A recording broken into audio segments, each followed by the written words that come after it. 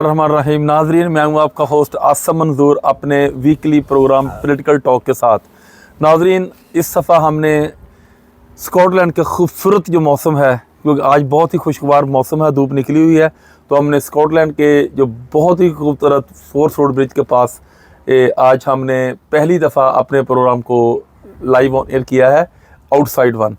तो उम्मीद है कि आप सब एंजॉय करेंगे, क्योंकि यहाँ पे बड़ा ही खुशगवार मौसम है। तो एक इंशाल्लाह फ्यूचर में हम पूरी कोशिश करेंगे कि हम ऐसे ही प्रोग्राम ज़रा डिफरेंट लोकेशन पर करते रहें। नाजरीन, सबसे पहले जो तारकीन वतन होते हैं वो किसी भी मुल्क का बहुत बड़ा सरमाया होते हैं। जब भी कोई कंट्री की, जिस तरह पाकिस्तान एक तरक्की पजीर मुल्क है और एक मुहतात अंदाज़े के मुताबिक पाकिस्तान का तकरीबन $5 अरब जो है वो तारकीन वतन इनको तरसील ज़र की मद में बेचते हैं, जो कि हमारी मईशत के लिए एक रीढ़ की हड्डी है। हम तो $1 अरब के लिए IMF के मिन्नतें करते हैं, लेकिन हमारा जो कीमती सरमाया है, किसी भी मुल्क का कीमती सरमाया, वो तारकीन वतन है। और पाकिस्तान के आपको पता ही है कि बहुत ही कसीर तादाद में जो पाकिस्तान के बाशिंदे हैं वो गल्फ़ कंट्रीज़ और यूरोप, अमेरिका, कनाडा और हर तरफ पूरी दुनिया में फैले हुए हैं। और वो यही तवक्का करते हैं कि जब भी आप वापस अपने प्यारे मुल्क जाएं तो उनको एक इज़्ज़त के साथ प्रोटोकॉल दिया जाए, लेकिन बदकिस्मती के साथ पाकिस्तान में ऐसा नहीं होता। $5 अरब एक बहुत ही ख़तीर रकम है, और वो हर साल हम जो तारकीन वतन हैं वो बेचते हैं, ताकि वो हमारी पाकिस्तान की मईशत में एक कलीदी किरदार अदा करते हैं। आपने चंद दिन पहले सुना होगा कि डॉक्टर शाद हसन सिद्दीकी, जो कि माहिर मुआशियात हैं, उन्होंने कहा था कि पाकिस्तान का $250 अरब जो है वो एक मुहतात अंदाज़े के मुताबिक उन्होंने कहा था, वो बड़े ही मारे मुआशियात हैं। उन्होंने कहा था कि वो जो है वो मुल्क से, हमारी मईशत से निकल गया है और लोगों ने पाकिस्तान के हालात देखकर बाहर इन्वेस्ट किया है। और ये भी अब पिछले दिनों आपको खबर मिली थी कि सिर्फ कराची शहर से ही $120 अरब जो है सरमाया वो बैरून मुल्क मुंतकिल हुआ है। तो पाकिस्तान की जो मौजूदा सियासी और मुआशी सूरत हाल है वो इस कदर गंभीर है। और दूसरी तरफ हम एक राग लाते हैं कि बैरून ममालिक लोगों को हम कन्विंस करते हैं कि मुल्क में आएँ और वो सरमायाकारी करें, लेकिन जब मुल्क के हालात ऐसे हों तो कौन आकर सरमायाकारी करेगा। आपने देखा कि चंद दिन पहले गुज़श्ता रोज़, यानी कि कल की बात है, ये चकवाल के नज़दीक एक बहुत ही अलमनाक सानिया जो है वो हुआ।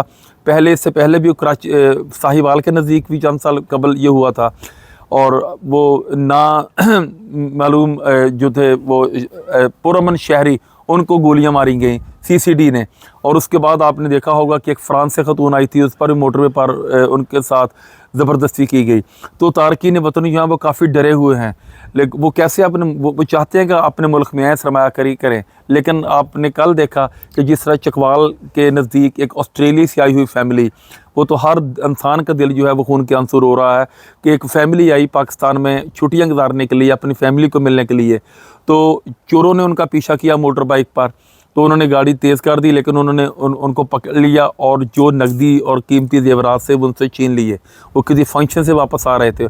उसके बाद बेचारी वो डरी हुई फैमिली, उन्होंने गाड़ी आगे चलाई और CCD वालों ने बजाय, किसी ने उनको इतला कर दी, बजाय वो मोटरसाइकिल सवारों का पीछा करते उन्होंने कार वालों का पीछा शुरू कर दिया।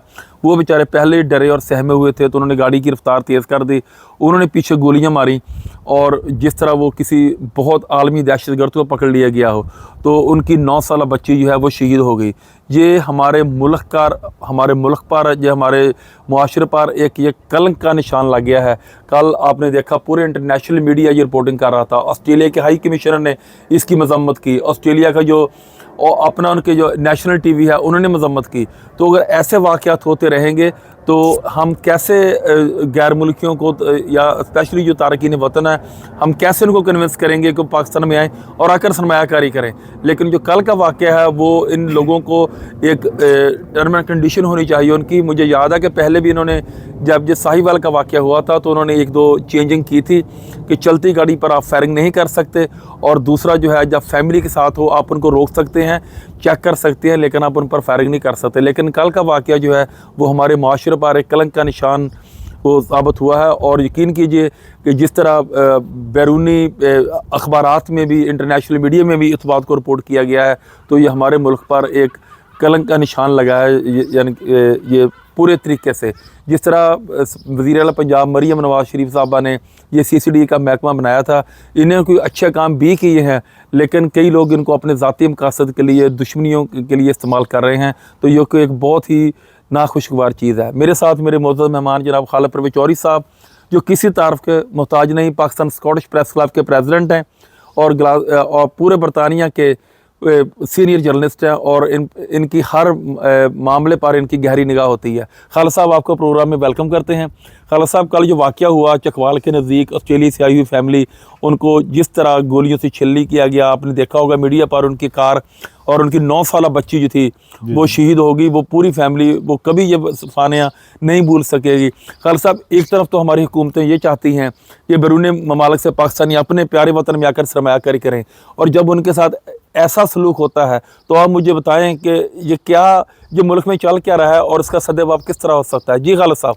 जी, बहुत शुक्रिया आसिफ भाई, आपने मौका दिया बात करने का। आसिफ, सूरत हाल ये कि ये एक बहुत बड़ा लम्हा फ़िक्रिया है कि एक ऑस्ट्रेलियन फैमिली अपनी मिलने के लिए आती है, अपनी फैमिली को मिलने के लिए आती है, और उनकी छोटी सी बच्ची 9 साल की, और किस तरह उसको जो है शहीद किया गया।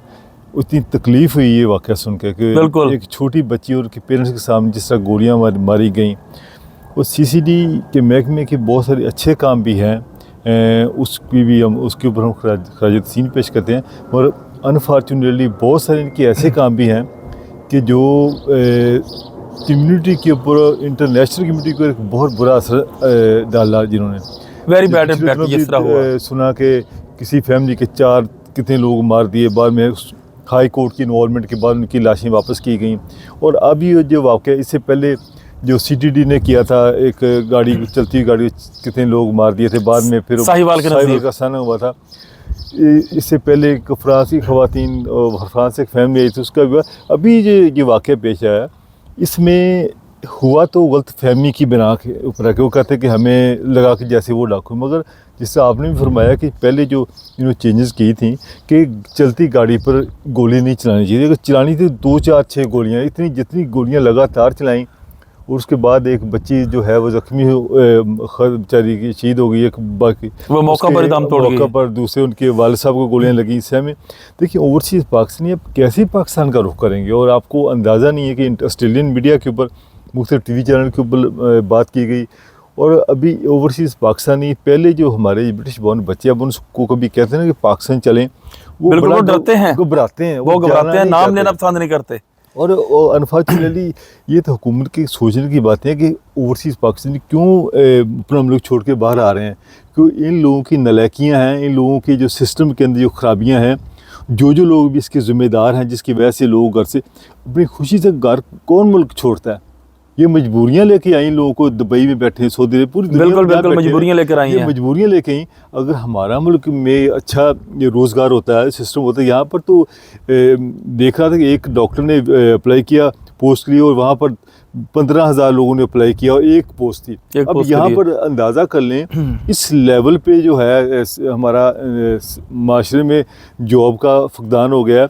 और जो सियासतदान हैं उनकी, और लोगों को ओवरसीज़ पाकिस्तान को कहते हैं कि आप इन्वेस्टमेंट मुल्क में ले गए, और इन्हें अपनी इन्वेस्टमेंट किसी की दुबई में है, किसी की इंग्लैंड में है, किसी की अमेरिका में।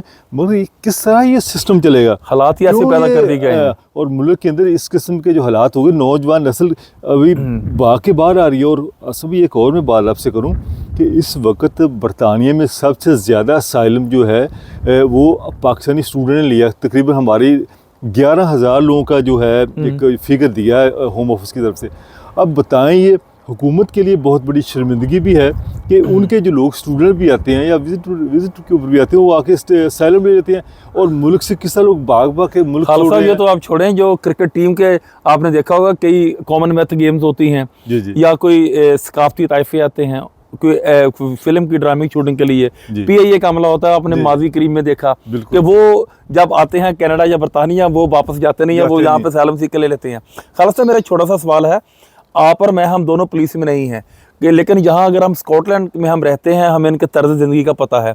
जब किसी को हम इस तरह की फोर्स में शामिल करते हैं तो पहले हम उनको 6 महीने या साल की ट्रेनिंग देते हैं, फिर इसके बाद उनको बताया जाता है कि कैसे आपको रूल्स और रेगुलेशन को फॉलो करना है, कैसे आपने करना है।